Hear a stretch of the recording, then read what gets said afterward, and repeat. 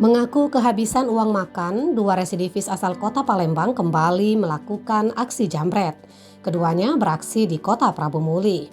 Namun belum sempat menikmati hasil kerjanya, kedua pelaku dibekuk oleh tim Singo Prabu Polsek Prabu Muli Timur. Kedua pelaku dimaksud adalah Irwan Saputra, warga Jalan Yasin Salmah Sekojo, Palembang, dan Bayu Apriandono, warga Jalan Urip Sumoharjo, Kecamatan Ilir Timur 2, Kota Palembang. Kedua pelaku ditangkap saat berada di kawasan Jalan Nias, Kelurahan Gunung Ibul, Kecamatan Prabu Muli Timur, Kota Prabu Muli pada Senin 14 Februari 2022 sekitar pukul 00.30. Kapolsek Prabu Muli Timur AKP Herman Rozi melalui Kanit Reskrim Ibda Haryoni Amin mengatakan penangkapan terhadap kedua residivis itu bermula dari laporan korbannya.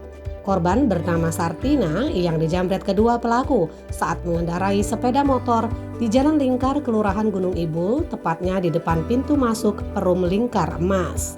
Sementara kedua pelaku mengaku kepepet melakukan aksi jambret karena kehabisan uang. Menurut keduanya, mereka rencananya mencari kerja di kota Prabu Muli dan sudah tinggal 7 hari dengan menyewa bedeng untuk tempat tinggal.